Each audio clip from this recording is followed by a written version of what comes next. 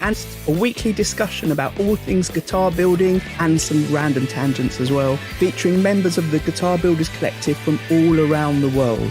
The Guitar Builders Collective is a like-minded group of individuals that have come together to share their experiences, knowledge, and inspiration for guitar building. Each week you can join us in the live YouTube chat or catch up at a later point. It's also available as audio where you'll miss out on seeing our lovely faces and some of the visuals we share along the way. You can also find the Guitar Builders Collective via our forum, over on Instagram where we share images of members' builds. We've got a thriving Facebook group, and we do hope that no matter what your experience and knowledge is, you'll become a welcome member of this community too. Great. Hi. Hello, people. Hello there. Good evening. Yeah. Last week we had our year anniversary since we launched, and this is actually the 50th episode. Well, the 50th episode going live on YouTube. What I'm going to do, hopefully, from this episode onwards, is we'll have our weekly YouTube one where anyone can join in with the live chat and then watch it afterwards, but also put up the audio of it as a podcast. So what I think I'm going to do, I was just mentioning to these guys off air, is I'm going to wait till we've got our first 3 recorded and then upload them all at once at the start of August. That way we'll have this episode, which I'm going to have as a sort of introduction to no one, that for people that haven't really seen us before or know about the Guitar Builders Collective. And then the one in 3 weeks' time is with our, what Corey's called the B team. So that's the Australian team of people, where we do it at a slightly different live time. So people in the other hemisphere, the southern hemisphere, it's a bit easier for them. Although Arran, as we'll find out in a minute, Arran down there is over in Melbourne at the moment. Not Melbourne, near Melbourne. Yeah, down in Geelong, Leopold to be precise, which is a satellite suburb of Geelong, near Melbourne. I love Australian place names and animal names. They're all weird. Yeah, and then in between we've got a guest on. So what we tend to do with this show is sometimes it'll be like the main team who you'll meet in a minute, having a chat about all things guitar building or guitar related somehow. And then occasionally we have a guest on. So next week we've got Dan from Guns and Guitars. Yeah, I don't know exactly what we're going to talk about with him. I'd like to find a bit about his history in guitar building and YouTube making, because obviously when I first got into watching guitars being built on YouTube, he was one of the bigger channels at the time, I think. Great. So what I'm going to suggest is if anyone's with us in the chat, I can see we've got a number of people. And if you're watching on YouTube in the future, you'll be able to see the live chat streaming down. If you've got questions for any of us as we go along, that'd be brilliant. And we'll talk more about this podcast and the overview of it all in a moment. But I thought we should start by talking a bit about what the Guitar Builders Collective actually is. I'm just dropping this on Scott and Arran. Would one of you like to explain a bit about the history? Because I only came into it about a year and a half ago, really. Scott was in it before me, so he can take the lead. It was born of GGBO. There was just a random bunch of people that started talking during GGBO about various things, and it was a good way to stay in touch with the community when there was an off season for GGBO, and it grew. I mean, every year GGBO had more interesting new characters, and they kind of came into the fold. So we wound up Chris Franklin. Well, Franklin Guitars. It's not his actual name, but he set up the Guitar Builders Collective website. Should be a great time for me to remember what that URL is. Well, I might have the ability to do that. I think it's guitarbuilderscollective.com. There it is. Yes. We're in the forum. Well, I shrunk the little thing in the corner, but it's a bit smaller, the lower third. And by the way, if people don't know what the GGBO is, that's the Great Guitar Build-Off competition that was run by Crimson and started a number of years ago, but sadly is finished now. Ty at Shock the Fox actually designed that logo for GBC. It's kind of been an amorphous thing that's meant different things at different periods, but pretty much was, well, like I said, initially born out of the GGBO community, staying in contact. But, since then, I think there are lots of other people that have found us from outside, or people that were watching GGBOs, but not necessarily, participating, but we're still nonetheless part of the community. And Jurg was one of those, actually. So it's just become a little community of guitar builders. I think it started off, a collection of people on different chat groups and texting each other and messaging that way. And then it kind of evolved from that to people who were in the Great Guitar Build-Off through the Instagram, which I think Corey started from memory. And then it was still like Great Guitar Build-Off related. But over the number of years, it's kind of gone from kind of a closed group to kind of the Great Guitar Build-Off community. And then in the last year or so, with the Facebook group open to sort of anyone around the world. And I know I don't use the Facebook group as much, but I'm pretty sure that there's people in that that are joining in and sharing ideas and communicating who don't know what the Great Guitar Build-Off was, and they're kind of coming in as newer experienced builders. So it's kind of evolved from that way over the years. And I think initially it's those things where a group of people get together, and when you don't see each other face to face, and it's just text messages, and you have these, or people have these big ideas. It's like, oh yeah, that'd be great, but yeah, it'll never happen. And a couple of years later, we're 50 episodes into a live stream. That has really come from all of that. So it's really, I pinch myself sometimes that this is what we're doing now. It's fantastic. Yeah, it does seem a bit mad. When I first came across the forum, I think it was Corey from Saul Guitars that messaged me about it, or Chris Franklin Guitars. There were just so many people there who's I'd had interactions with via YouTube or Instagram, commenting and chatting with them. And as you said, it's a bit weird that we're doing this now. I think when we initially started this, it was Scott, Arran, and myself, and for me, it was just a chance, you were saying, Arran, to have a conversation that was a bit more than just texting. But didn't know where it was going to go. Yeah, so for me, it was the first year of the Great Guitar Build-Off that I was in, and I kind of starting the videos, and the comments and the communication was secondary. It's something that I hadn't even thought about, and it became clear really quickly that was the bit I loved the most: the seeing people comment and recognizing people's names, like, oh, they commented on that video and blah blah blah. And then a little bit down the track, we were talking about Ray Baggett, I think just before we went to air, and I got a random message from him. It's like, hey, do you want to join a chat group or something? This cryptic message, and it's like, yeah, okay. And it was towards the end of the first one, and I remember joining and like looking down the list of everyone who was in that particular group, all the big names from the first Great Guitar Build-Off, and yeah, it was pretty cool, and it still is cool.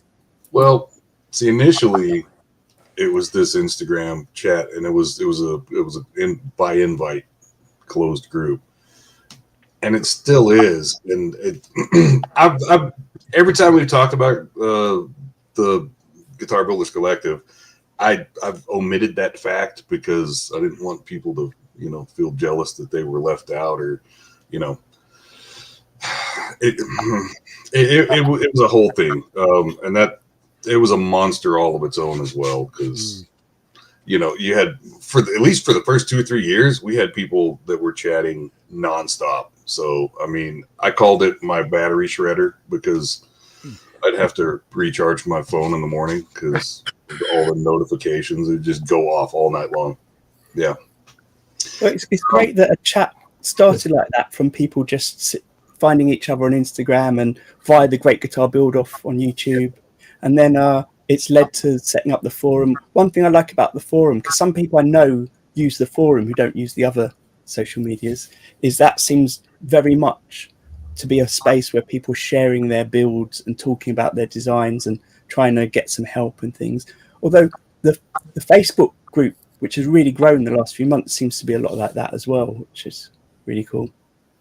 I don't think the Guitar Builders Collective is actually much bigger than any single aspect of it. You know, you say you've got all these things, the Instagram, which I completely lost track of. Just couldn't keep up with that one. But yeah, all of these aspects, including all the work that you're doing, Daniel, I think it's pulled it together. So a much bigger thing than just a chat group or a forum. And I just take the point that Arran's made about the comments that you get on the videos. I mean, that's really what's kept me going, building guitars. I just love those comments and the interaction with people. It's a fantastic environment to be working in. And I think before the Great Guitar Build-Off, there was probably a load of us doing this in our little workshops, tucked away on our own, perhaps talking to ourselves, and didn't realise there was such a big community out there doing exactly the same thing, because it's not the sort of thing that you get, you know, when you talk to the chap down the street. So it's a fantastic environment. And I always think this is a bit like a chat in a pub, if you like. You know, we get together and we have a natter, which we couldn't do because we're so, you know, spread apart. Yeah, I've been doing build videos on YouTube for almost 10 years, and it was such a smaller thing then, and there were so few people to watch at the time, and that was one of the reasons I started my channel.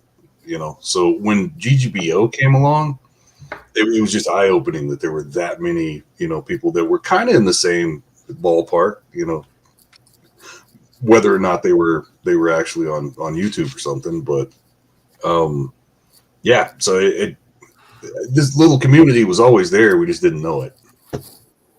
What I find interesting is that we've had guests on before who are people that we've decided to invite along because we like their YouTube channels, or just we've met through the Guitar Builders Collective. And a number of them, like last week we had Travis, Mr. Babinga on, and I know Scott's a big fan of his videos, and he said when he was on that one of the things that got him into building was watching your videos, Scott. So it's sort of, I quite like the to and fro of how people influence each other and sort of respect each other like that. The first Great Guitar Build-Off, the way things ended up where it was many of the GGBOs, the way things ended off was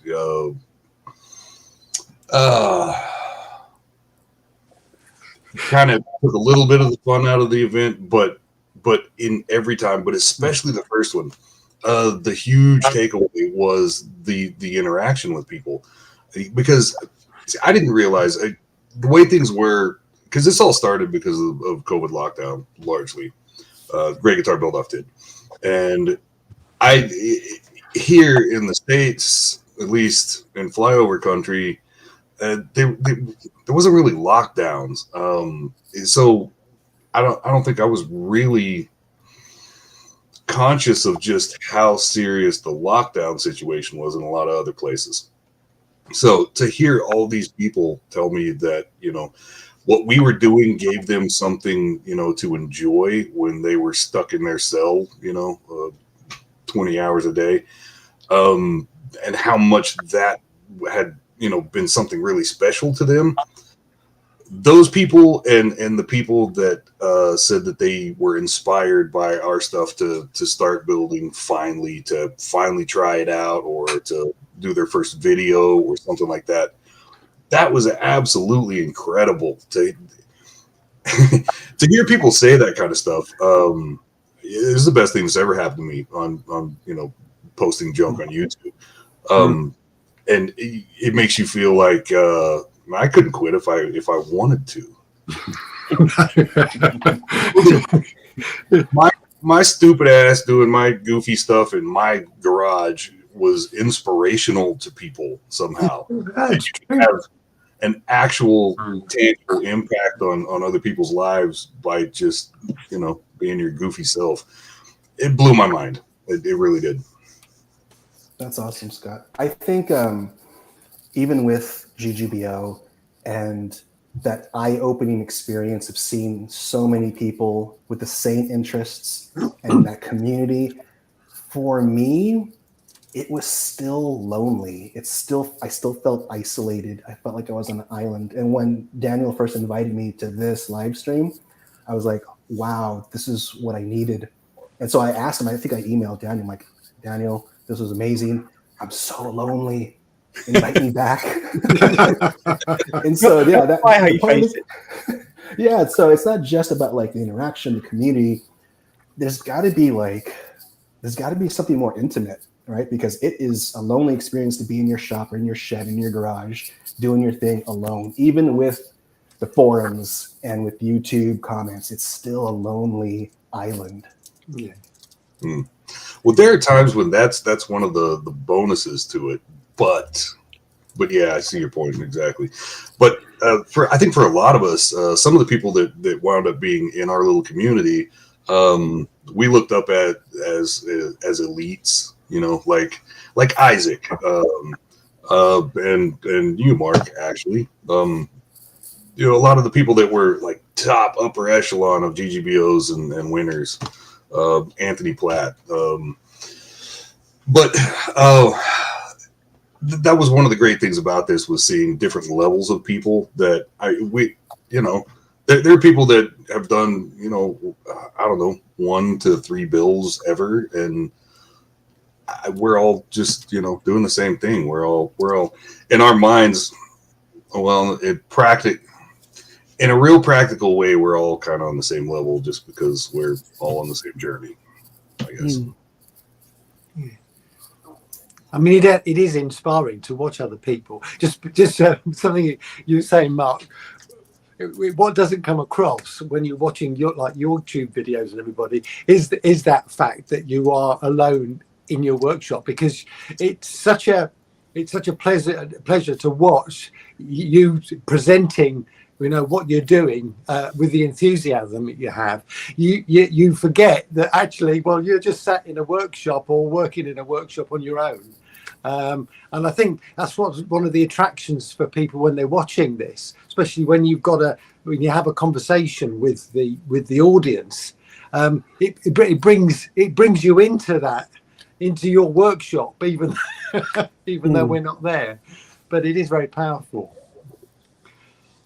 And what Scott was saying, I think that all the videos and the people's work that they did inspired us all probably to then shift our gears up a little bit more and say, well, try something else. You know, I always go by old Ben Crow at Crimson Guitars, who would get to a certain point in the build and say, well, I could do this, but I'll tell you what, I'm going to do this, you know, which is some wild thing. And you think, yeah, why not? Why give it a go? I think part of the inspiration was there was so much variation between what people were doing, not just in what the guitar was, but the resources that they had. And that's what I enjoyed the most, seeing someone that was building a guitar on their, you know, dining room table with basic hand tools, to someone who's got like the big industrial machinery and they're full-time carpenters and they've got the gear. So I kind of really enjoyed seeing the spread of the workshops and setups, you know, which gave me ideas for what I was doing. I mean, when I first started, it was in the back garden shed, basically, that, you know, I'd pull the lawnmower and the wheelbarrow out every time I wanted to do some woodworking, and had basic hand tools, and didn't have the bandsaw then or the spindle sander. You know, it was really basic. I was basically buying cheap essential things when I needed them, and a lot of the time I was trying to go without to see if I could. So for me, it was just that the sheer number of the builds and the variation, and you could see someone build a great guitar with really basic, simple stuff on a kitchen table compared to someone with a big workshop, and you can kind of like pitch yourself about what was going to inspire you, you know, at whatever moment you wanted to be inspired.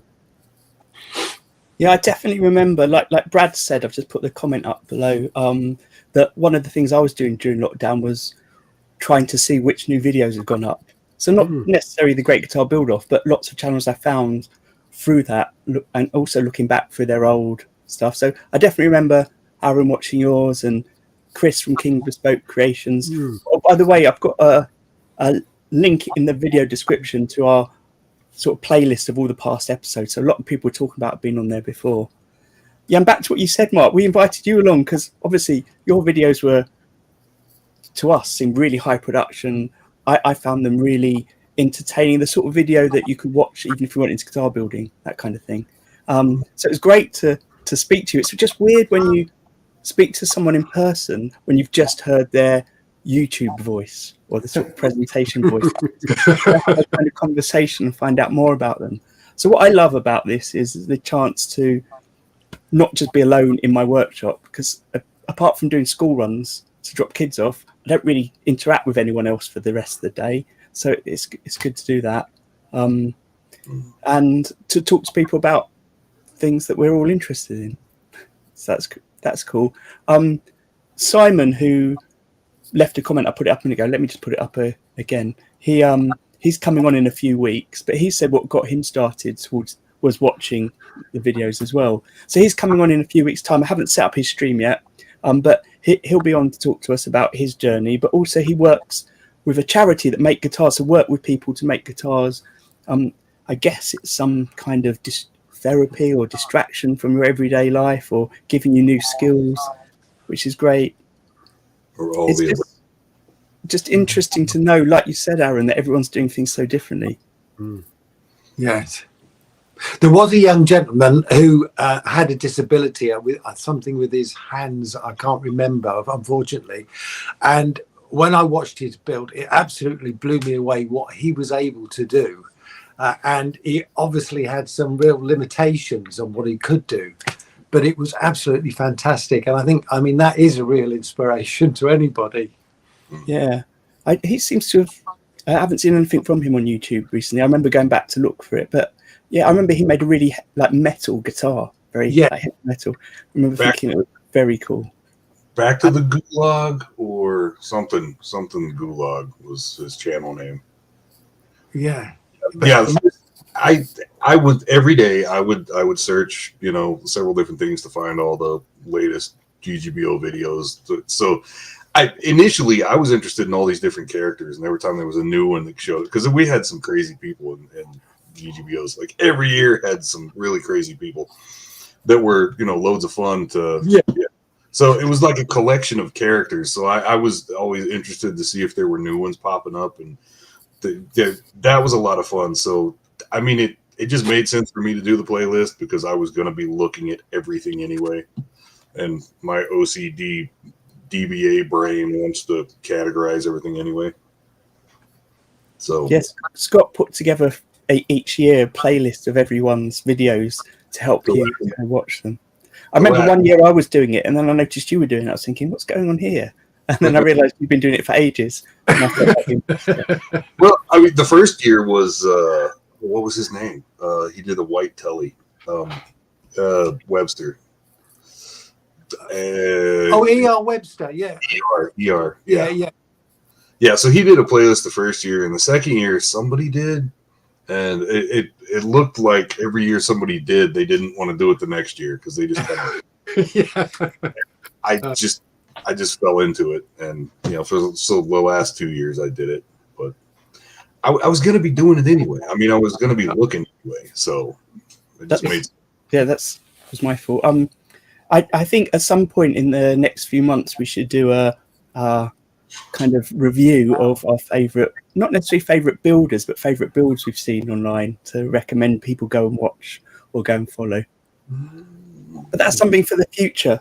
We'll talk a bit about the future in a minute as well. But what I was hoping is, as well, for those of you that haven't seen us before and joining for the first time, the five of us, not always all five of us at the same time, are kind of the regular people that are on here most of the time. Like I said, often with a guest. And we've got some guests related to the Great Guitar Build-Off coming up as well soon. But because we're on it so regularly, I thought we might have a chance to just give like the viewers an overview of what it is that got us into guitar building, what sort of things we make. Does that make sense? I know we've probably said it before in the past on here a few times, so it'd be a bit of repetition for those that have watched before. Would anyone like to kick us off? I was going to ask Mark. I mean, how did you get into this in the first place? I've been a guitar player for like 40 years, and so I'm obsessed with guitars and I'm obsessed with guitar culture. And it was just basically, there was a point in time where I was buying a lot of custom guitars. There was this like era where I was just forking out thousands of dollars for a custom guitar here, a custom guitar there. And it was just an obsession. I think there was a point where I was just like, I'm not going to spend the money. I'm going to try to do it my own. And it was just simple things like, you know, I think about like a traditional Fender and that really big heel. I'm like, well, what can I do about that heel? And so it was just concepts like that. Like, what can I change to fit it to my needs? And it was all about my needs. Like as a guitar player, like what do I need? And that's how I jumped into it. And I was super ambitious at first. I think the first guitar I ever built was, you know, I got the nice wood. It was a beautiful one piece of African mahogany. And it was like multi-scale, like it was basically everything, the most ambitious first build you can think of. And it came out awesome. I think there's something online of me playing it, but yeah, that's how I got into it. Just wanting to stop spending money on custom guitars and just building my own. Yeah, that's my origin story. Oh, but you build pedals as well. Is that right? Yeah, I've been building pedals way before I've been building guitars. Building pedals is a lot more accessible. Right, you could get into it very easily because a soldering an iron doesn't cost you anything, and the components are relatively inexpensive. So you can get into it really easily if you learn how to read a schematic. So I do build pedals, although those are the worst videos on YouTube. Like no one watches those when I make those. It's the same with tube amps. Like I love building amps, and I put up two vids and no one watches those. It's like no one cares about watching someone wire up a pedal or a tube amp. I recently watched a live stream of Josh from JHS Pedals wiring something up, and he's one of the only people I think I can watch wire it up because his knowledge of pedals is so exhaustive. He can while he's wiring, he's just telling stories, talking about how these are used in different pedals and things, and it's just fascinating. But you're right, like the wiring, watching someone wire, it's like, I think a lot of us said before, there's just a certain amount of times you can watch someone sand a radius, a fretboard or something.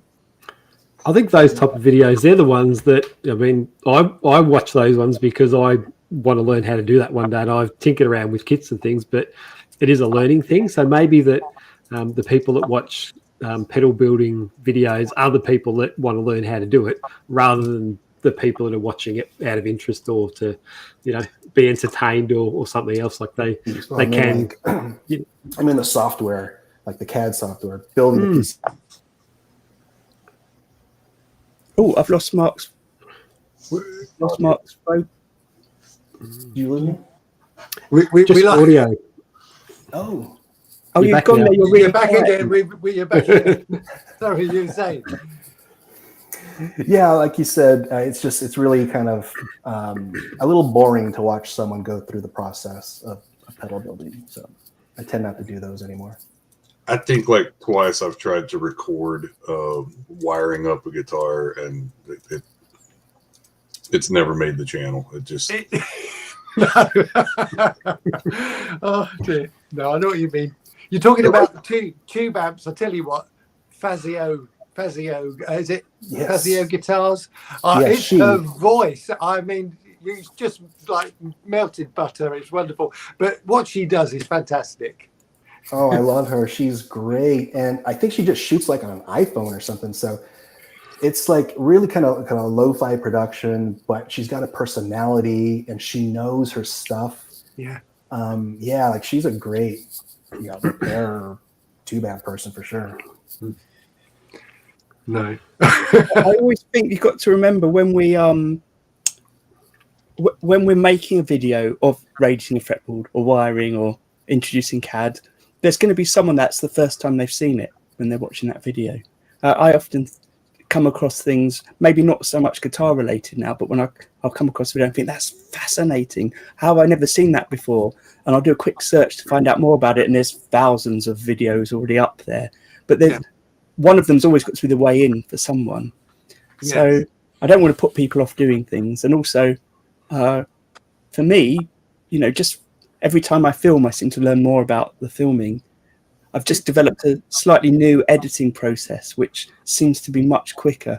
So I'm feeling really happy that I can finally, if I can get the time, get through all my videos. I've lost Mark at the moment. Oh. You're right. So, Daniel, I was going to ask you then. How did you get into it? Because, I mean, you're doing this as a profession. Is that right? I am, but as I'm going to talk about a bit later on, I'm not earning any money out of it at the moment. So it's a bit of an issue. Right. So basically, when I started, I was playing in bands. I was working as an artist, making artwork for galleries and things. And I was also working in education, so talking about and teaching about art. And then I decided one day to start painting on my guitars and customizing my guitars. And then I thought, actually, I hate making artwork for galleries. I didn't like the whole environment and the pressure of trying to find a gallery, putting work up, trying to sell it. And you're always, unless you're successful, you're always in debt because you're spending your money on the making. And then you've got to wait for the money to come in if you sell a work, but you're not guaranteed to sell the work. So I was customizing my guitars and I thought, I just wonder if I can customize some guitars and sell them. And I was able to. And I enjoyed that a lot more because it felt like what I was doing was making an artwork. Well, instead of making artwork for a wall, I was making it on a guitar and it was a finished thing that someone could actually use. And I enjoyed that. And my background was in sculpture, so I started sculpting guitars. And because I was so interested in science fiction, I was making guitars that looked like aliens, sculpting onto them and things like that. And some people buying them just to display as art, and some people buying them to play, I guess. Some of what I was doing was paintwork, but most of what I was doing was commissions. Because once I'd made a few and was like trying to sell them, people were approaching me, asking me to make something. And the mistake I've made this year is I stopped taking commissions so that I could just make a load of guitars and try and sell them so I could make what I wanted to make for a change. And of course, it's taken me most of the year so far and quite a lot of money to buy paints, materials, just like buying sandpaper, just constantly buying sandpaper. And now I've almost got 10 finished guitars, but I shouldn't have tried to make 10 in one go because I've had no income because I haven't been able to sell any of them, if that makes sense. But hopefully from 2 weeks' time, when I'm exhibiting at a guitar exhibition, I'll have these 10 finished ones to try and sell. And I think I'm going to go back to a bit of commissions in between. And I've talked to you before about my Ghostbusters idea, which is still ruminating. One day I'll get there. But yeah, so I basically got into it because I was doing it for myself and wanted to do it for other people. And when I started, I wasn't that interested in building a guitar from scratch. I was interested in customizing guitars. And then I got more into building them so I could make more interesting bodies. And at that point, it was just cost effective to buy parts in, buy necks in, because the time it would take me to buy the neck and the materials would add cost to the guitar that I couldn't really justify at an early stage of trying to sell them. And as Mark's talked about before, you can now get, and even then you could if you knew the right places, get quite well-made budget necks in that with sometimes no work, but most of the time just a little bit of work, and they're really good. So that's kind of how I got into it. I think, though, because my background was in education, I did make a few videos on how to do things with your guitar, like how to set up correctly various types of bridges, like a Floyd Rhodes bridge or a headless guitar. And they were quite successful on YouTube. And then I thought, you know what I want to do? I want to make some more YouTube videos. So I tried to make ones that were a bit more documentary-like. And the first one I properly made and put up was an interview with a guitarist about a certain type of pedal, because I was really into pedals. And I didn't want to just do a demo of it. And I wanted to hear the story of how he used it and the way he used it and examples of him playing it as an example of how the unit worked. And we had the backstory of where he'd bought it and how he'd met the owner of the shop and the designer of the pedal. And it was all quite interesting, but that didn't do that well, that video. And that sort of put me off a bit. But once Great Guitar Build-Off came up again, that really triggered me to want to get into making videos that were educational based. So what I'm trying to do at the moment with guitars is make guitars, but also do educational things around guitars. But neither of those things is really a lucrative business to be in. So I've got to try and work a way around doing that. It's interesting you say that. I mean, would you consider actually, taking a student on? Well, I don't have space to do that, and it's not productive for me to have someone working for me because of I'm not doing. I was thinking more of you actually offering a course, a bit like the Crimson courses and things like that. Yeah, I don't really have the space to offer that. No. I mean, I've got some ideas to do online courses. You get online courses for how to play, how to make. I'm working on some other things which I can't talk about yet, but hopefully I'll be able to talk about in a few months. Good. That's trailing ahead. So if you subscribe to the podcast, you might hear about it. I was in the shop last week, Daniel, and I was wiring a kill switch, and I was like, I need to double check how to wire a kill switch. Oh, we're losing Mark.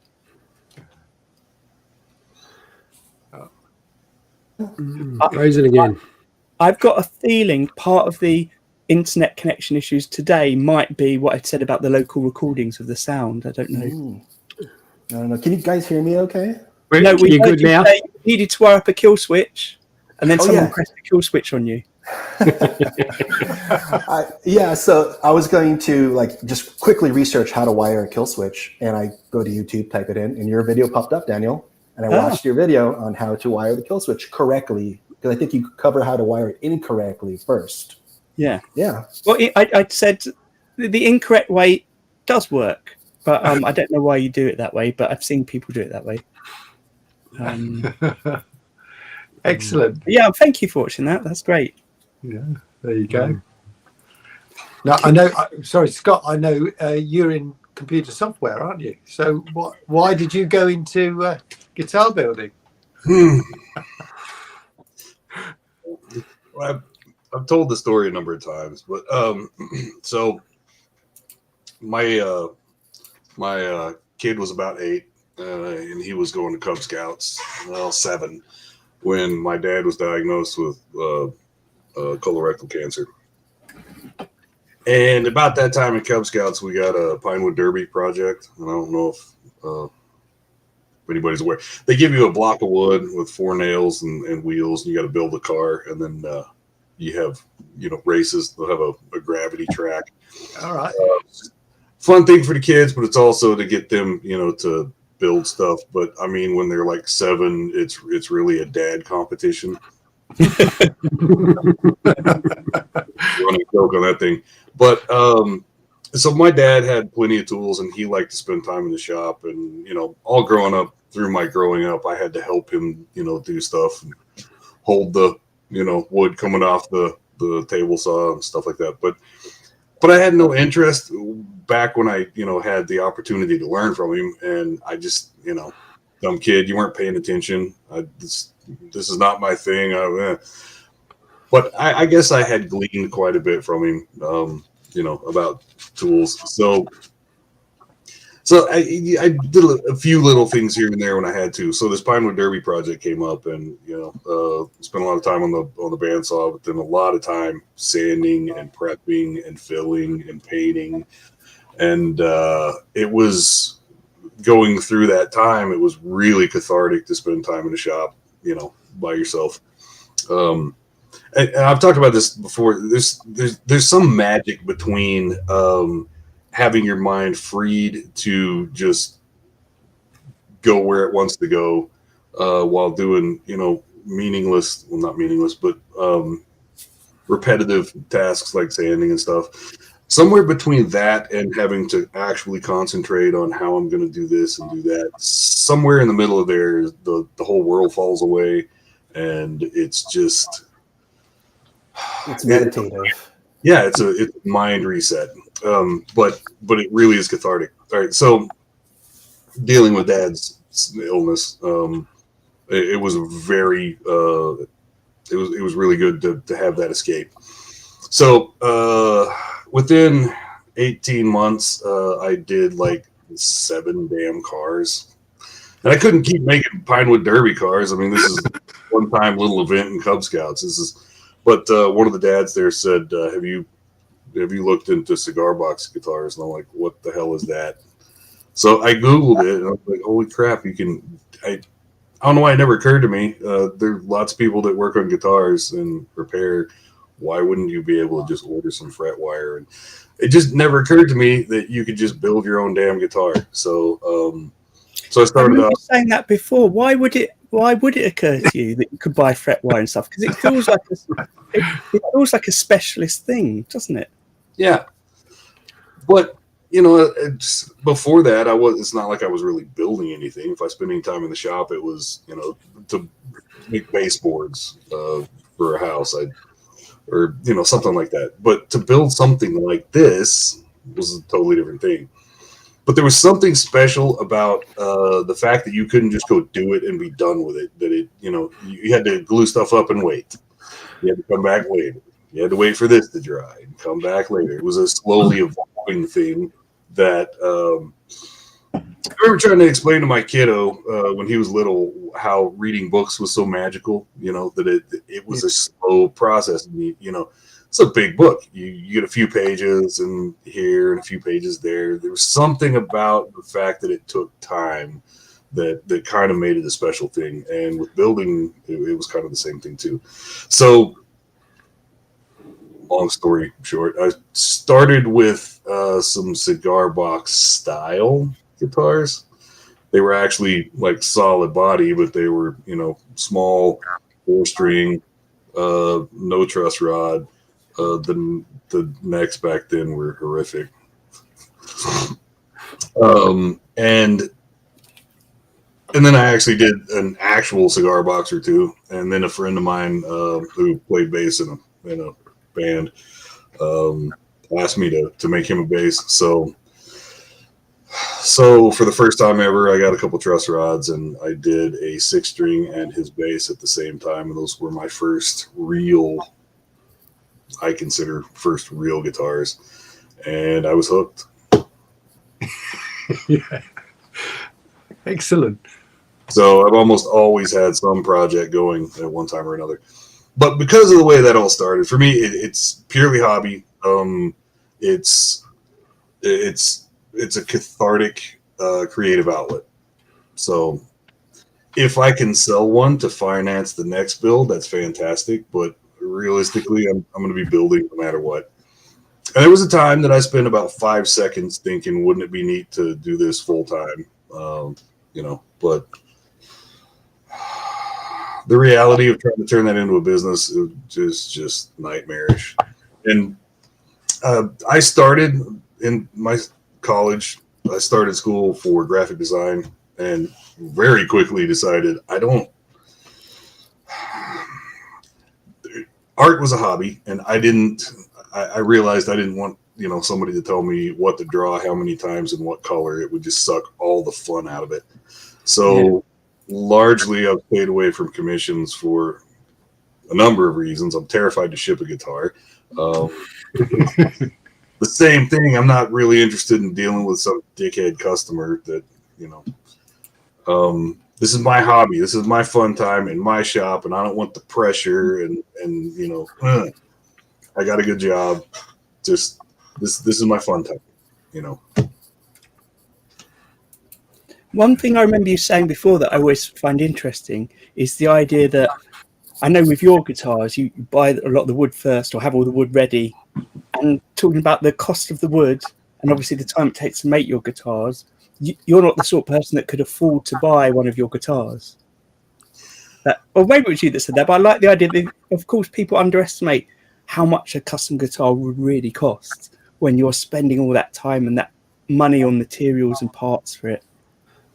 I haven't said that, but someone said that. I've misremembered.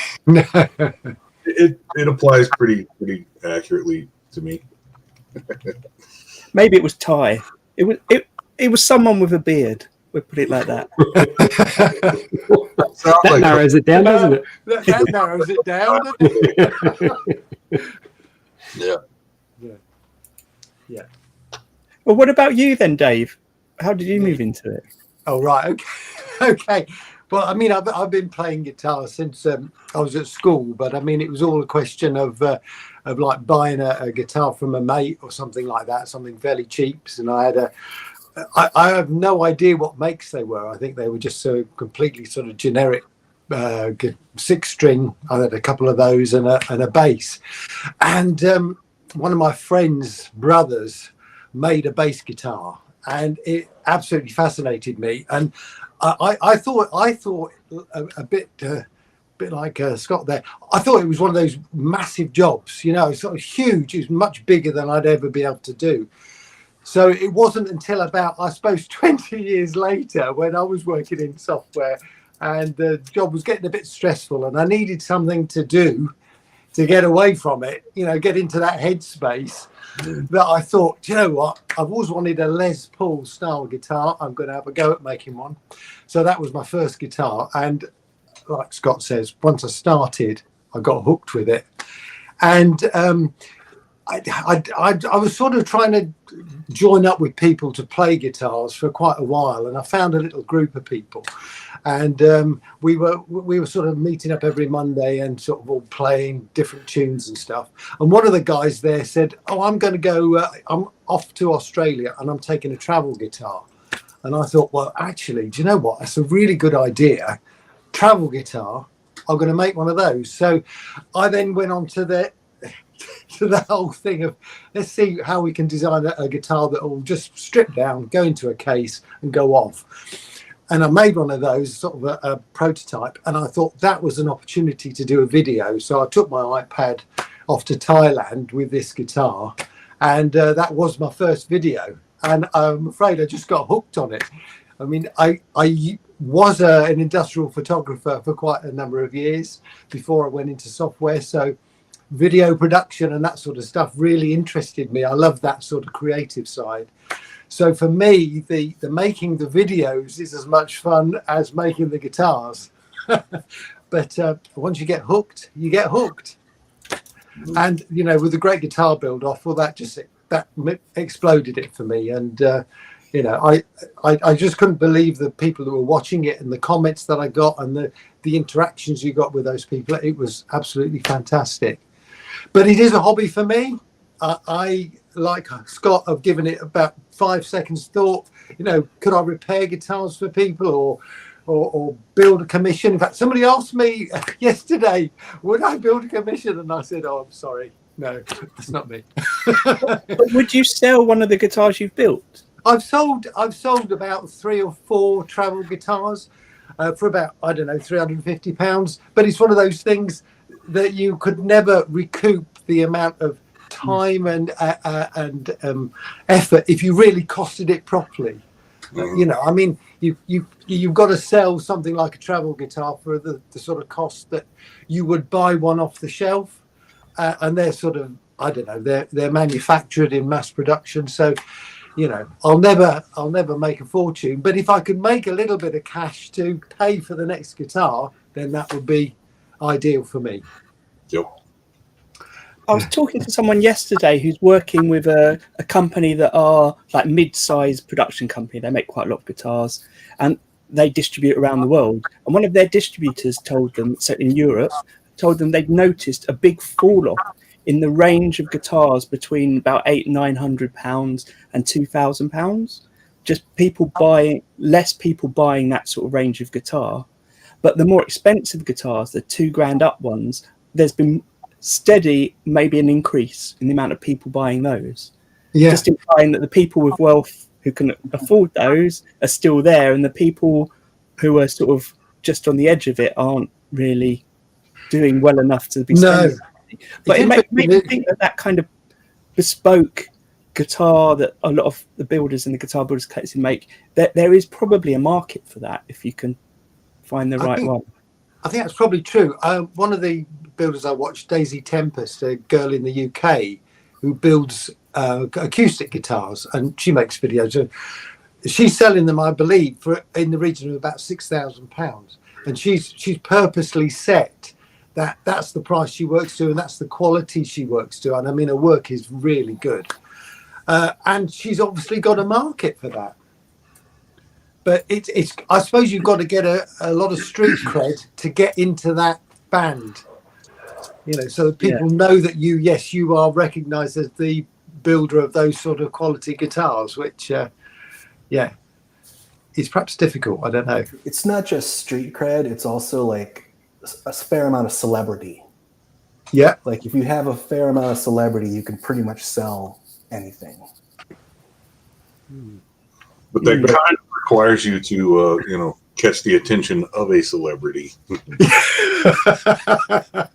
It seems like most of the builders that have really been successful, some high name person, stumbled across their stuff and is playing one of their guitars. One of the examples that always comes to mind is Wyn Guitars, WYN. I ran across this guy a long time ago. There was a short little series on YouTube. He just builds basses, but his little series showing his process was kind of fascinating, and it was one of the reasons I really got interested in making tapered cores, tapering the stripes of my necks. I need to find a link to it, because if you guys haven't seen his little series, you really gotta. It was pretty fascinating stuff. But I forget who it was that started playing his basses. It was an amazing bassist, but you get some celebrity to kind of endorse you, and then It's 100% true. So like I was talking about that documentary I saw about Charvel guitars, and in the early 80s, Grover Jackson was giving guitars away to all the hair metal bands. Like if you put your guitar in the hands of musicians locally, then everybody's seen those musicians play your guitar. So it wasn't about like selling guitars in those early days. He just gave them away to anybody who would want them. Yeah. We've had Mark from Hilditch Guitars on here before, and he said that he made a guitar for a certain type of heavy metal music, wherever it was. But clearly that guitarist influenced some other people in the area, because now all he makes is guitars of that sort of style, that heavy metal style for people, which I thought was interesting to corner that kind of niche. And on that note, Mark, I remember reading about Rickenbacker and how very early on, when the Beatles were just beginning to tour in America, they sent reps over to meet the Beatles and just give them guitars, get them to play the guitars, and that's really what made them a brand as big as they are. Wow. Yeah, and Fender does that to this day with like up and coming bands. Just give them guitars. That way they're on stage playing that brand. Fender seem to have a lot of signature guitars too for a wide range of people, that I'm sort of quite not surprised in that they don't deserve it, but I'm kind of you're constantly seeing signature Fender guitars for different guitarists all over the world, and it's obviously part of that the advertising that they'll get guitars out there to be seen. So what fired you up, Arran? For me, I started playing the guitar early teenage years, and kind of realised pretty quick that playing the guitar was going to be something that I would be doing sort of all of my life. And I've always enjoyed woodworking and building things and understanding how things work. Like I was one of those kids growing up that, if you had a toy and it had some screws in it, that I'd get a screwdriver out of the shed and undo it just to see what was inside. What was inside the toy was more exciting than what it did sometimes. So that sort of carried through, and I mucked around with the cigar box guitar type builds as well, just to learn how to do it. But for me, it was probably I think it's about 7 years ago now. I wanted to get a Brian May Red Special replica guitar, and researched that, and then saw the price of them, even and they had to be sent from the UK. They're not, you can't buy them locally. And it was like, do you know what? The more I learned about that he built his own, it's like I reckon I can have a crack at this. So my sort of first electric was it was just an inspired bike, certainly not a replica. So I sort of had started that, and it was probably a year and a half in the making. And yeah, it kind of worked. So I think that was one of those things that I was really pleased and surprised in a lot of ways how successful it was, because I put all the same switching. The original Red Special's got the 6 switches, so it's the on and off and in phase, out of phase. whereas I've got there, what have I, the 3 position switches, so it's only 3 switches to do the same thing. So, and that was a bit of just having fun with the electronics and learning how to do it. So I kind of did that, and then probably realised that, you know, the time I spent buying tools and bits of wooden things and the pickups, because I bought the Brian May Burns Trisonic pickups, so it probably cost me as much anyway in the end, which, you know, is no surprise to anyone here. I sort of, you know, did that, and then, you know, built a few more, and I think because it worked so well, it was like, yeah, I'm gonna keep going. This is heaps of fun. So I did that for a bit, and then I've always been interested in other creative things like, you know, video and audio stuff. So, you know, I'm a secondary school teacher, and have been involved in a lot of in sort of past years school production. So doing the video background stuff and audio things, like all the fun creative things. So when the Great Guitar Build Off sort of started the first official one, you know, I was planning to do guitar building still, and it was actually my son at the time said, "Oh, you should do that. You know, start YouTube and, you know, film videos." Like, oh, I'm not going to do that. You know, it's not what I want to do. It's not me. And the more I thought about it, it was kind of like it was, you know, the perfect combination of building, you know, woodwork, guitar-based stuff, playing guitars, filming things, just having fun. And you know, it was that crazy, you know, Doctor Who on there that I just went over the top with on the videos. And, you know, when I started that, I said to my wife, "Oh, I'm thinking about putting, like, you know, the nerdy, geeky references in it and over the top." And she said, "Oh, no, you can't do that. It's like just too much." And so I started off slow, and then, you know, after about 5 minutes, like, no, I've got to go. I'm going all in with this. So, so really from there, I just have continued to build and enjoy doing the YouTube, you know, when it's enjoyable, and at times where it hasn't been as much fun, then I'm happy to sit back and not sort of worry about, you know, not feel the pressure to do videos and things, but still building in the background. So I'm probably at a stage now that I've built a number for me.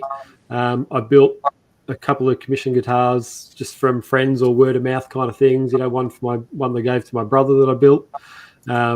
Mate from school, the Telecaster with the controls on the side.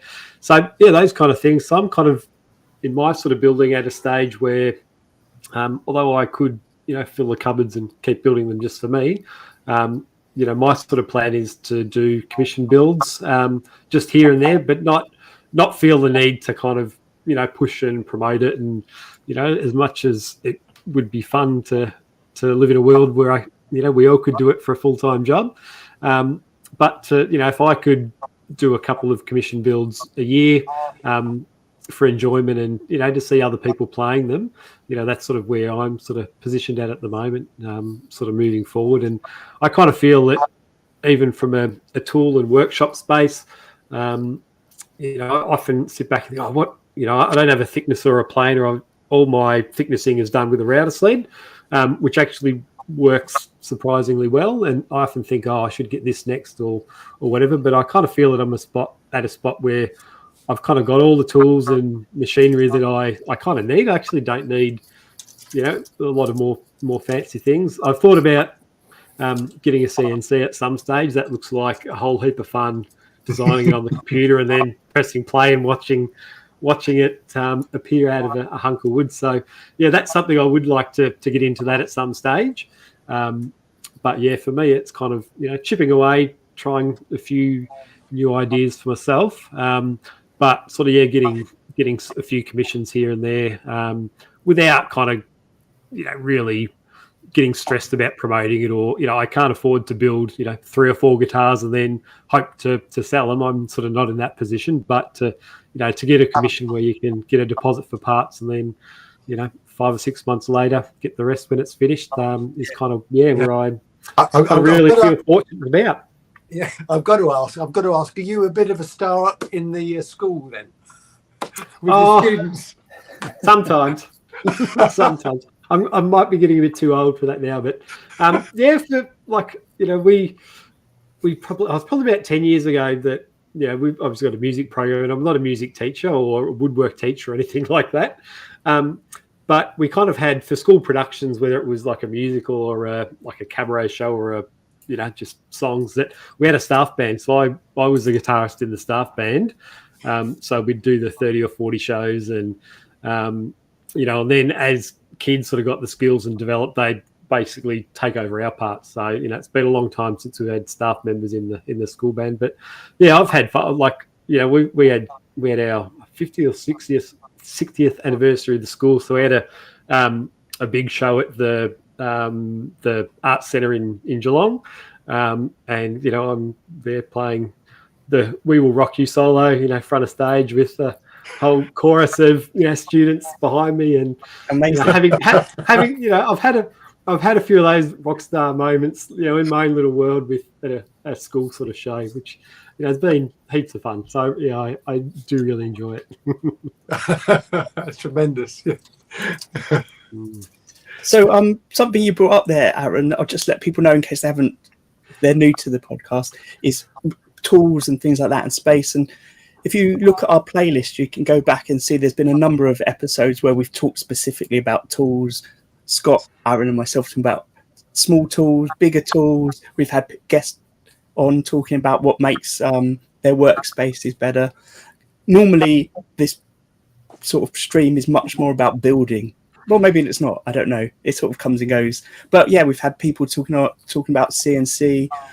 We've got our Australian team coming up at the end of the month. The Australian team. And on there's Ray, who specialises in 3D printing. So try and cover everything if we can. Just before I get on to it, I wanted to ask everyone about, do you have favourite guitars or a guitar that kind of influences you in some way? Obviously, Arran might have the Red Special on his list there. But just before we do that, I want to say a bit more about what I'm planning to do with this live stream. So essentially, we've been doing it now for a year, where it's just on YouTube. Now, the cost of doing that, it's not that expensive. I pay about, I think it's about £13 a month for the streaming service for this. To take it on to being an actual audio podcast, there are some places I can do it for free, but unfortunately, because of the way we do it, where we're doing about an hour and a half each time, and we're doing 4 a month, some of the free places don't cover enough space for that. So I think I'm going to be paying, I've written it all down, trying to calculate it all, probably in total, once I add everything up, about £40 a month. And then depending on whether I share the video as well, it might go up to £70 a month. So what I'm asking is, we're not going to do like a Patreon, I don't think, but we've got you can join my channel, become a member of my channel, just donating a small amount each month. So hopefully we can get a little bit of income through that to cover all the cost of streaming it all. That makes sense. So you can just do, I think there's a £1, a £5, a £10. I feel weird saying all of this, but if anyone's up for that, if you're enjoying it, that really helps us make it. And someone's already mentioned in the chat about the shirts and things. So there are some shirts you can buy, and obviously that gives us a little bit of money towards the hosting.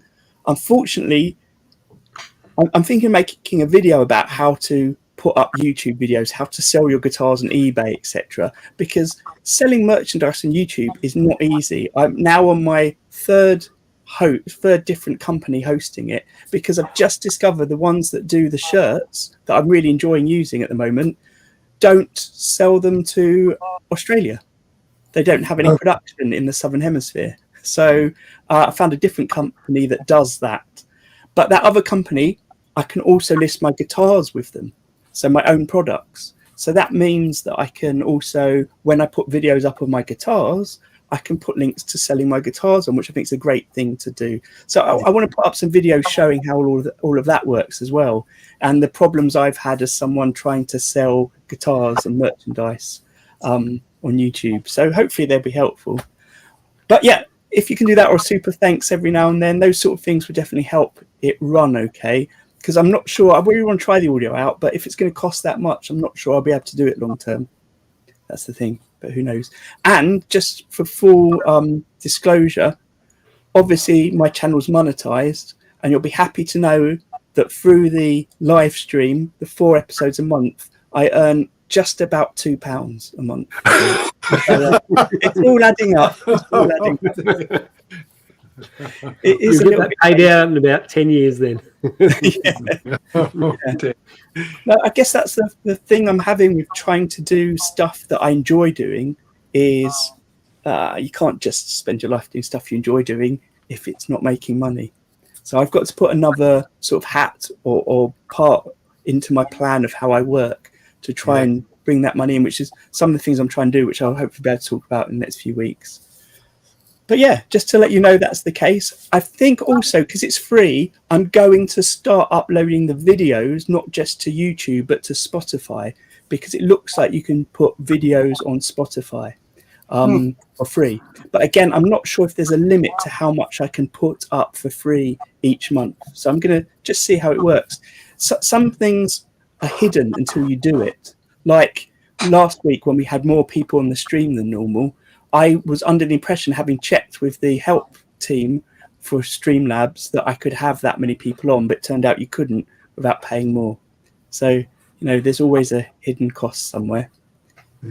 But what we're trying today is the audio from today's is being recorded separately for each person. And then at the end of today, it will all be in the cloud. So I'll be able to edit it together. So hopefully we'll get a nice balanced audio stream. And then at the start of August, I'm going to put up the first 3 episodes on all the normal podcasting platforms for people to download, and then have 1 a week after that. I won't know until I've done the first one how long it takes me to do it. But I'm hoping it'll be quite straightforward, especially once we've done a couple. I'll be able to drop our audios in and have it set up so we've got an audio space, a track for each of us that's already set up with the balance right, assuming we're recording in the same way each time, and it will just be drop it in and hit export. But we'll see. Excellent. That's awesome. So anyway, advert out. By the way, I've also want to try and find ways to share this more. So if anyone's got any suggestions, that'd be great. I don't really think we're in a situation where we can have sponsorship because we don't have enough viewers. But I'm trying to, like I have been with Luthier's Lunch Break, partner up with people who just for free will talk about us in their mailing lists. In return, I mention them in the show. I could reach out to the makers of Almatain. Of who? Almatain. You'll have to scroll back through Scott's videos and you'll find it, Daniel. Okay. I don't. Sorry. I did a couple different fake sponsorships, and Almatain was the first one. Yeah.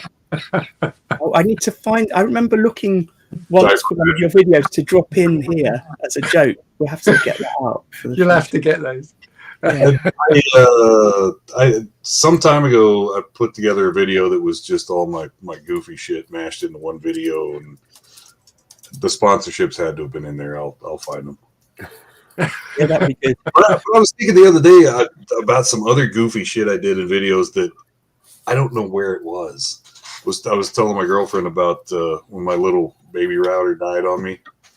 It was like the end of the video. He's laying on the floor, and I slide in. And no, don't die on me. Yeah, there were some stupid things that happened. I have no idea where that is. It's in a video somewhere, and I got no clue.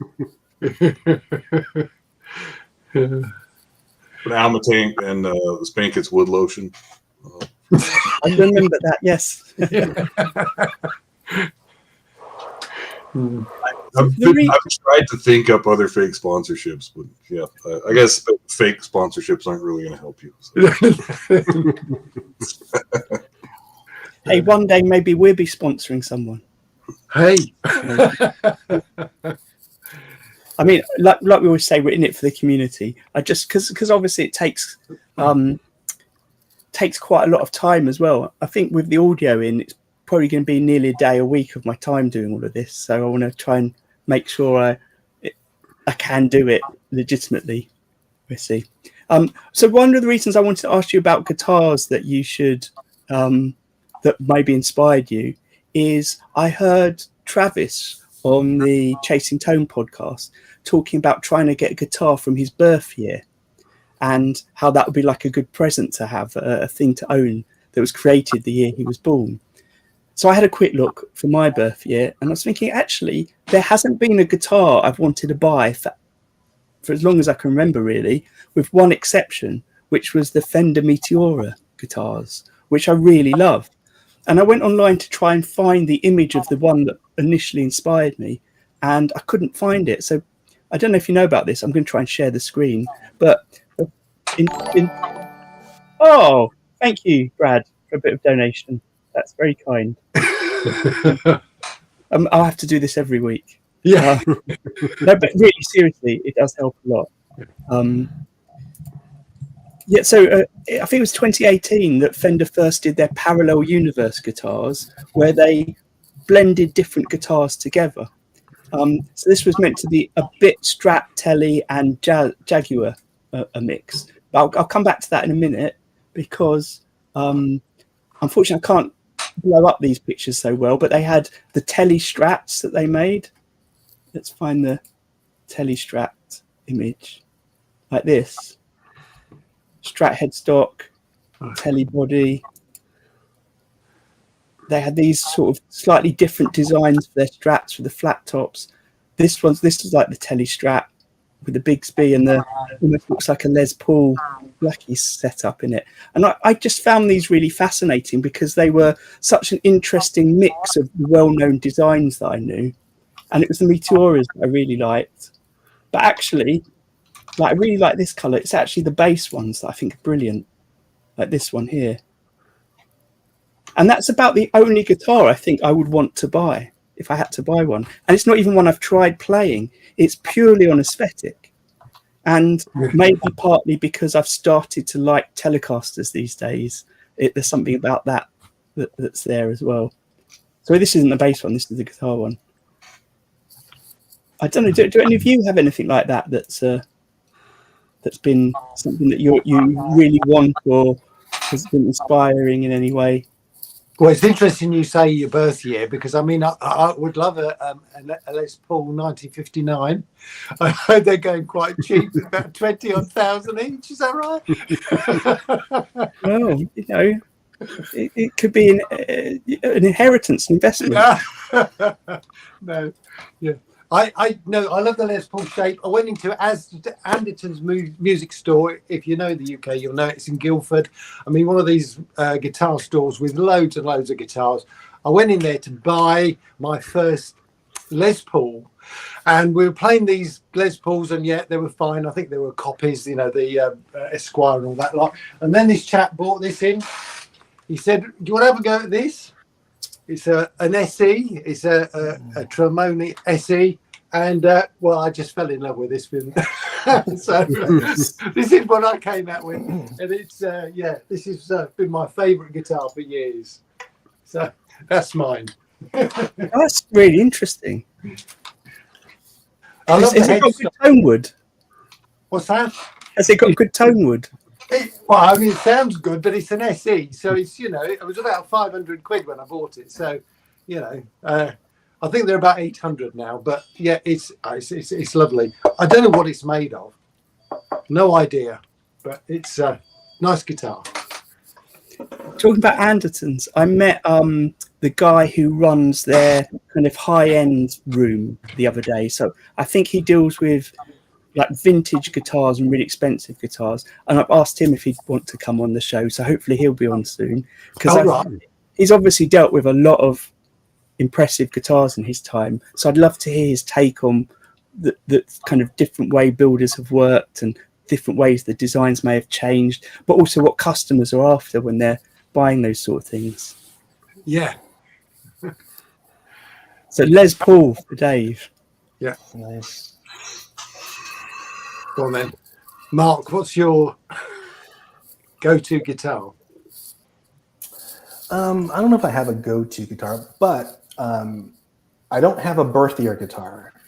I was born in 73, but I do have a 75 Strat. And I only have nice things to say about the 70 Strats because everybody really talks down on the 70s Strats. They were a 3-bolt system. They were horrible. That neck always shifted because of those 3 bolts. There was just a lot wrong with those guitars, right? They were heavy. Nobody likes them. And that's why you should buy them. Right? So I collect guitars, right? I'm a collector, 100%. I buy guitars, they go in the closet, or never pick them up again. And the 75 is one of those. And it's just like collecting anything that is rare, right? Like coins, stamps. You don't buy the things that were mass produced. You buy the things that were rare. Maybe they stopped producing them because they were like, there's something wrong with them, or maybe nobody liked them. And 70s Strats are vintage instruments, and you can get them super cheap, like dirt cheap, relatively speaking.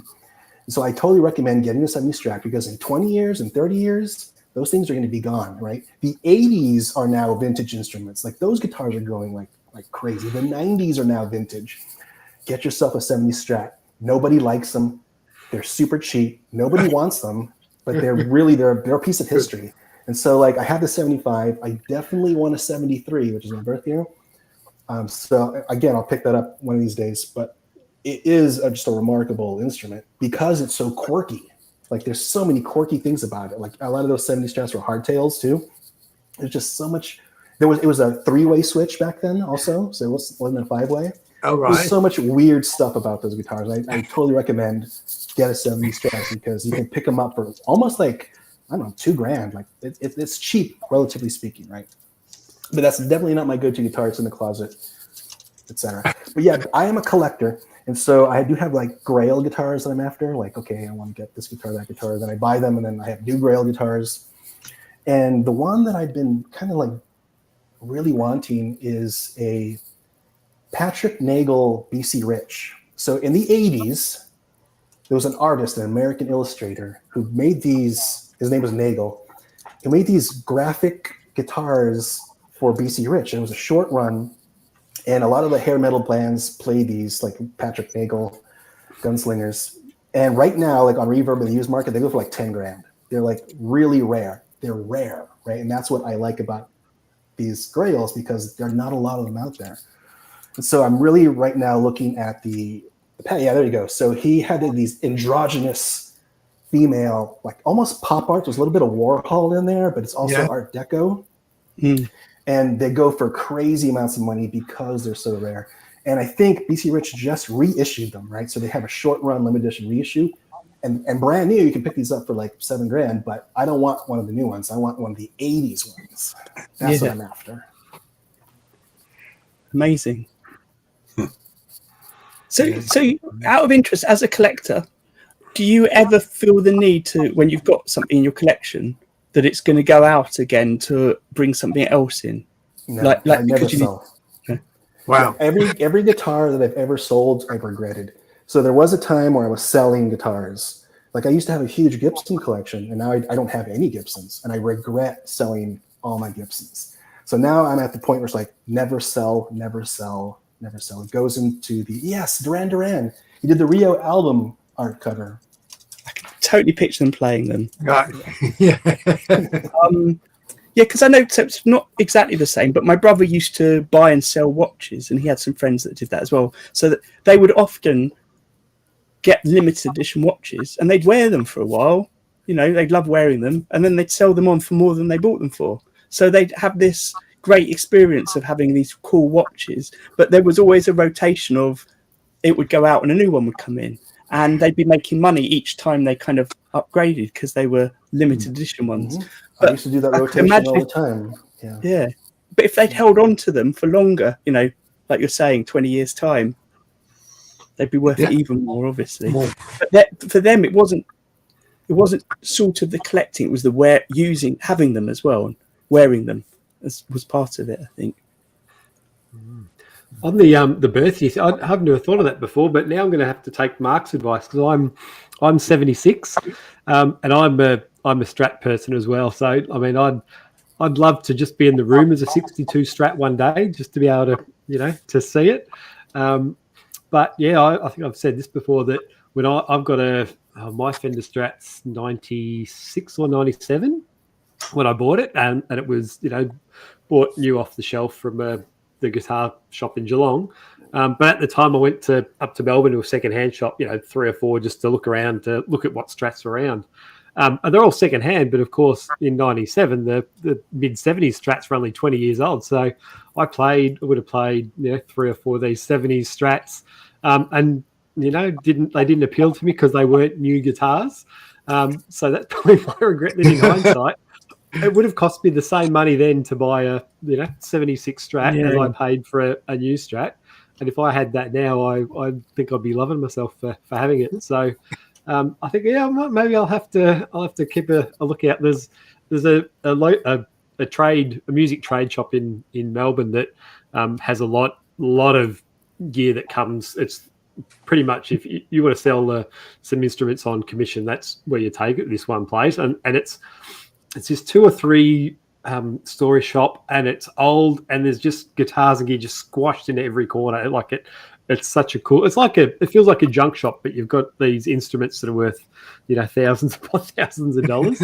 I'll have to keep an eye open there maybe and see. But yeah, I'm a Strat person, and to have a 62 Strat, or even to see one. I'll never have a 62 Strat, but to see one or even play one day would be awesome. And I've actually got over the last year and a half or couple of years, I've been chipping away at like a replica 62 Strat. So just the same material, same neck width, dimension, same type of, just same everything. It's not going to be a replica as such, but just for my own interest and feel and finish and color and all those kind of things. It's just sort of something that I've just been chipping away. Yeah, that's it, Brad. Yeah, the swap shop. I've been chipping away at this one just in the background, so no rush to do it because everything else comes first. But yeah, I'm sort of just curious to know what the next shape feels like and all that. But yeah, 76 Strat, I might have to keep an eye open now. Well, if anyone wants to do a super thanks for Aaron's birthday for the fund for the 76 Strat. Are we getting onto the swap shop? They've got a good website, and you can put notifications up. Maybe I'd need I know they do have it's the type of place that they'll have guitars in every now and then that are $20,000 or $30,000, and they're on display, and then they'll be sold to a collector or someone. So it is the place that you will find rare and vintage stuff and good bargains at the same time. I'm on Reverb right now, in the corner of my eye here, just doing a search for 78, which is my year. And yep. I'm just horrified by the fact that I keep flicking past the Strats and looking at the tellies. Something's happened to me in the last years. Are they the same price, Daniel, or are they different? Strat versus telly. They seem quite similar price. I've just found a nice twin neck Ibanez. I mean, maybe it's not nice actually. That's the thing of not really liking. I don't know. I'm not sure I'm into guitar designs from that period that much. It's back to that thing that I've mentioned many times on here.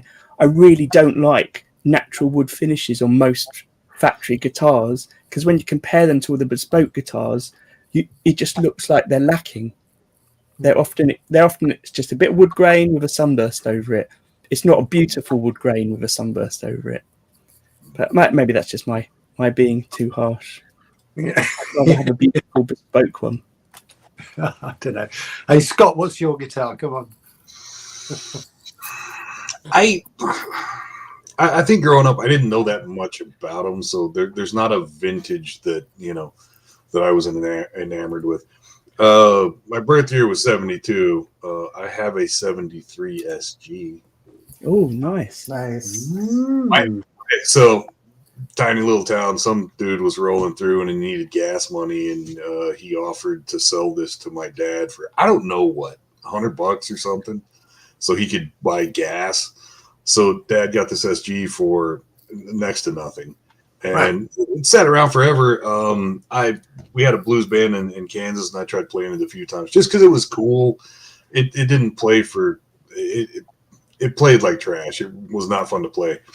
But a few years ago, there's a local dude in Midland runs a little Gibson shop, and I dropped it on him to clean up and tune up. And he it took like 3 months for him to get around to it, but when I got it back, it was like a brand new guitar. And he had his Gibson rep had come through and looked at the serial and told him it looked like a 73. So he told me at the time, he's like, I know somebody that'll pay $6,000 for it today if you wanted to. I was like, hell no, I'll never sell that thing. But it plays fantastically now. So I don't know. There are a handful of favorite guitars, mostly just, for nostalgia. There's that 73 SG. And the second guitar I bought, which weirdly enough was a Yamaha, a banana yellow Yamaha, which I still have. And I love that guitar. It, got one of those fake-ish Floyd Rose. It was just an awesome guitar. So there's not a guitar that I really put on a pedestal until, I don't know, recent years. I've really been kind of enamored with Strandberg, and now that I actually have one, I love my Strandberg. But I don't know, I discovered guitar and tobacco on the same day when I was 13 years old, and I really did love the telly, not the telly. Good Lord, you're gonna have to edit that out.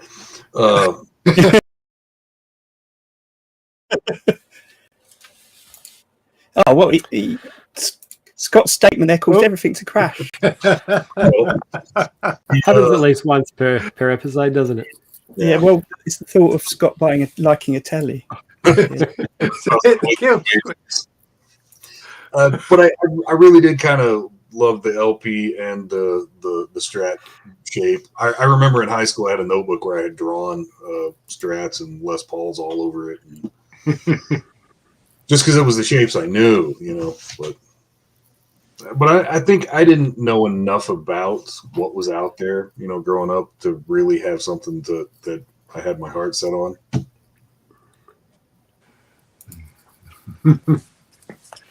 Now, speaking of collecting, my OCD or something has really made me a collector of a lot of things. Weirdly enough, not guitars. Or at least I don't think of myself as a collector of guitars, even though there are like 15 in my apartment right now. Most of those are, stuff that I made. So, look, I want to try and keep the stream to roughly an hour and a half. Yeah. Brad, though, had asked if we could bring a show and tell along. I don't know if any of you were up for that or did that. Well, I got my files, gentlemen. Oh, nice. Oh, yes. We were talking about this last week. I've actually got my nut files, first time in about, 17 years of building. Here we are. Hosco. Nice. I got them from a company in the UK called Glued to Music, which I'd never heard of before, but they were actually really cheap. These were 129 and they were the cheapest I could get. So, wow. Yeah. I believe I got my nut files from them as well. Yeah, and they look really good. They're those Hosco ones. So thank you very much for your advice you gave me the other week. That was good. Cool. I like a short and sweet show and tell. I've got a pair of pliers that you won't be able to see on the camera. They're screw removing pliers. So they've got extra ridges inside and cross threads because I work a lot on like customizing and painting cheap guitars. I find sometimes the screws just break, and it's always a nightmare getting them out. But I've used it twice this week, and it's been much better than a normal pair of pliers. I think they were £9 and definitely worth it. That sounds really good. I've got a tell I can share. So I found a program for guitar wiring. So I actually did a bit of filming and recording today about how to use it. So I think it's either one of those things that everyone knows about, and I've just been oblivious, or I've kind of discovered something that is going to be a bit of a game changer. So it's called DIY Circuit Layouts, and essentially it seems to be like a shareware program that a lot of people have contributed to. But it's primarily designed, I think, for guitar pedal design and amp sort of designs, but they've got a guitar wiring diagram section as well. So you can pretty much click and drag pickups, wires, switches, jacks, etc. So cool. Do your diagram on the screen, and which is just, that's all I wanted. Rather than drawing everything out, then you've got your lines crossing over each other, and the pickup colors, the wires are different than the ones it just ends up as a mess. And then you wire your guitar up and it doesn't work, and then you're troubleshooting your diagram and the guitar. So you pretty much do it in this program, and everything's connected, so you can kind of, if it's messy, you can drag things apart and make it look nice. And then the best feature, it's got an analyze feature, so you can analyze it, and it will tell you if you've got like a lever switch and push-pull pots or whatever combination of switches. It will then tell you what pickups are engaged in every possible switch combination, including like in phase, out of phase, and humbucking, and all that kind of stuff. So I've kind of, when I found it, it was like, this is too good to be true. It just kept having these extra features. When you're done, you can export it as a PDF in color and have it, sitting next to you. But you can pretty much do the troubleshooting in the program. So I discovered it about a week and a half ago, and then spent the afternoon kind of filming a bit of not a tutorial, but just like what I basically said. Now look at this. This is what it can do. But yeah, moving forward, it's a real game changer for me. That's an awesome find, Arran. That's so cool. Yeah. So what was it called again? It's called DIY circuit layouts. And when I was searching for it, it was one of those things. I found it, and then I got on YouTube and thought, I'll find out how to use it. And most of the tutorials that people have put on were for the circuit board designs and pedals and those kind of things.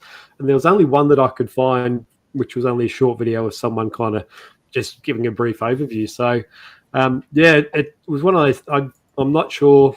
I'm not sure where it's been hiding or why we haven't known about it. So yeah, as I said, I spent the afternoon just filming a little bit and doing a few sample things, almost just to say, look, after a week, this is what I have worked out it can do, and let's see what other people think. So awesome. Yeah, I definitely recommend it, and hopefully tomorrow I'll get time to edit the video together and get it out over the next day or two.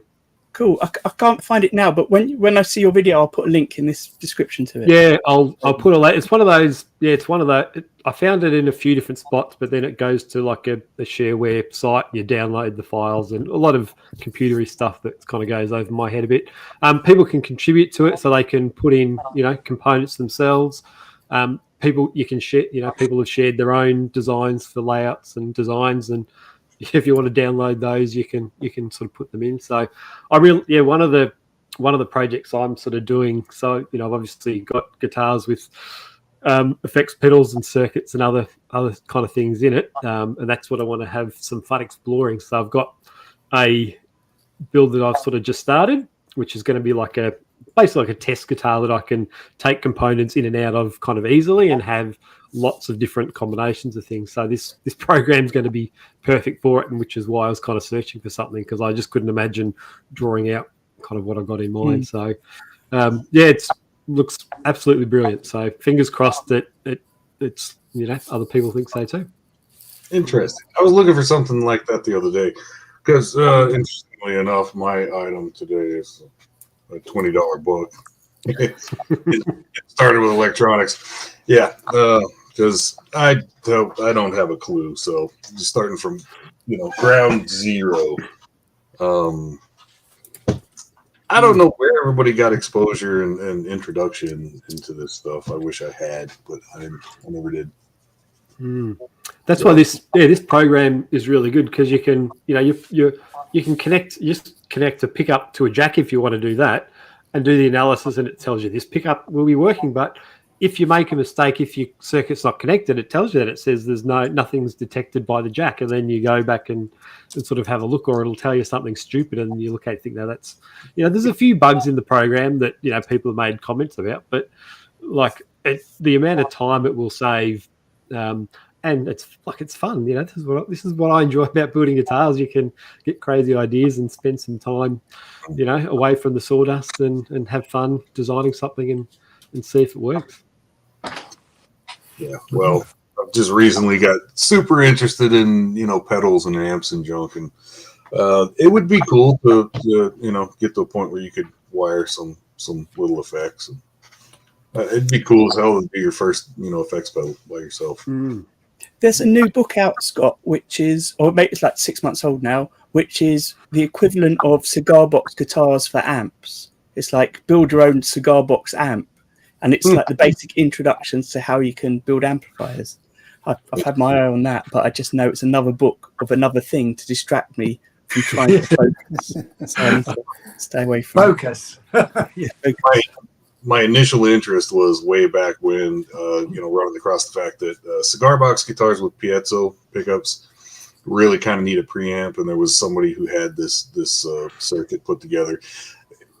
He had sold them at one point, but it stopped. But he did, have the diagram so people could build it, by themselves. And I wanted to do that, doing cigar box guitars, and I never got to a point where I could. I got a breadboard and I got some pieces, but I never got to a point where I could technically pull that off by myself. Scott, So I think we might have had this conversation before when I was trying to build a piezo preamp for a cigar box guitar. I just went on Amazon, typed in preamp, $8. It's already there. And you put that into another cigar box and you have your preamp amp. $8. Like there's no point in trying to breadboard a piezo preamp. $8 on Amazon. I just wanted to be able to. I it seemed like a good early introduction into, and with cigar box junk, it's the whole point of that initially was DIY, and Right. so if you could DIY your own preamp, it'd be cool. Mm-hmm. Yeah, but I remember you saying that and thinking, all right, $8 for a preamp would be cool to have With EQ, it comes with the graphic equalizer and everything. crazy. But at the time, I thought it would be so cool to be able to do that. Yeah. Oh no, have we lost Mark again? He Froze it again. Yeah. I got a couple of parts I can kind of show that are going to be totally uninteresting because they're in parts, right? But check this out. There's a lot of geometry here, right? Because they're in sections, but that's going to be sort of the main, I guess, the center part. And then I have one of the wings, and these are all spoilers, right? Crazy. I'll show in my video what the design is eventually. Ray knows what it looks like. I won't spoil too much here, but it's going well. I'm kind of experimenting with placement and how I'm getting a better finish. So I might reprint certain things, but I've also been able to print just tiny sections for tests. So I tested the heel for if the neck's going to fit, and I tested the humbucker to see if my humbucker fits and if my bridge fits. So tiny little things like that to build confidence in spending time and devoting time for those big 12-hour prints, Amazing. Good. Yeah. I'm really looking forward to that. I hadn't mentioned this yet, but there's links to all our YouTube channels in the video description. So if you sub to us all, you'll see the Mark's guitar coming up, that amazing website of Arran's, and some surprise things from the rest of us, I guess. Although I did mention I've changed the way I edit a bit. So I'm now in the process of putting out videos of my own for a change. So I had one out yesterday, and I've got one out on the weekend. Hopefully, I'm hoping to do 2 a week. Who knows? Another ambition of mine. I'm trying to stay relatively current with mine since YouTube, demonetized me. I've been trying to, get some content out. But so yeah, every weekend I'm working in the shop and recording, and I'm a week behind now, but I'm trying to keep relatively current with videos. So Nice. Excellent. I feel like if we say things on here, we have to commit to them. So, two videos a week and staying current. Excellent. Great. So listen, thank you everyone for watching. What I will start doing at the end is doing a shout out to all the people that are supporting the show. So one to Brad for that super thanks. That's really appreciated, Brad. And also Ray, Custom Unlimited Designs, who's chipping in a monthly amount, which is brilliant. Thank you. Ray is also one of our regulars in the Australian time. So we go live every Thursday. Essentially, it's normally at 1 p.m. BST. It's at 7 a.m. CDT. Is that what it's called? Where Mark and Scott are? Something like that. Central Daylight Time, saving time. AEST. Is that what it is where you are? Yeah, that sounds about right. Yep, 10 o'clock for me. 10 o'clock. Yeah, 10 o'clock for you. And then at the last one of each month, we're doing it 2 hours earlier than that to make it a bit more accessible for some of the Australian guys. So you'll meet in 2 weeks' time. You'll meet Ray from Custom Unlimited, Brad from BB Guitars, who are both in the chat, as well as Corey, who was here and has gone. Corey is sort of very influential with the Instagram. Brad does loads on the Facebook. But I've also convinced Mr. Glyn's pickups, Mr. Glyn, to come on with us as well, because he's based in New Zealand. So he'll hopefully come on every now and then too, which would be great. But then next week, we're on a totally different time. We're going to be doing it so Dan from Guns and Guitars can do it at his lunchtime. So that is, I've got it written down here, that's 1 p.m. MST, which makes it 3 p.m. for Mark and Scott in CDT. It makes it 9 p.m. for me and Dave, if Dave's around. And then it's 6 a.m. the following morning for Arran. Correct. Which is a bit crazy, but that's Thursdays. We tend to do it on Thursdays. And what we found is we try to stick to these times. Obviously, we're flexible for our guests. And when daylight saving changes, our time zones move further apart. So it makes it a bit harder, which is why we're going to keep that one at the end of each month suitable for Australians at their set time, which means us all sort of jiggling around even more to get it in. But hopefully, if you're listening on audio, it means that I've got it all working and all 3 of those episodes are up. This one, the one with Dan from Guns and Guitars, and the first one from the Australian feed. When I was looking at podcasts, they say, do you want to call them by seasons? I was thinking this could be year 2. This could be year 2 of the Guitar Collective chat. Season 1. Season 1, a year-long season. 50 episodes per season. Yeah. Great. Well, thank you again, everyone. Really appreciate it. Thank you very much. Cheers. Take care and see you soon. Bye.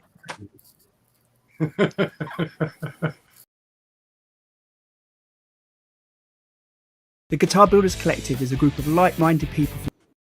The Guitar Builders Collective is a group of like-minded people from all around the world at different stages of their guitar building journey. You can join us over on our forum to seek advice or share tips on guitar building processes, materials and tools, or just to share your builds. On YouTube, we have a regular podcast of Guitar Building Chat where you can join the live stream or watch back on past episodes. Our Instagram page shares posts of members' builds and links you direct to their accounts. And for those of you on Facebook, we've got a private group that you can join, share and chat along with.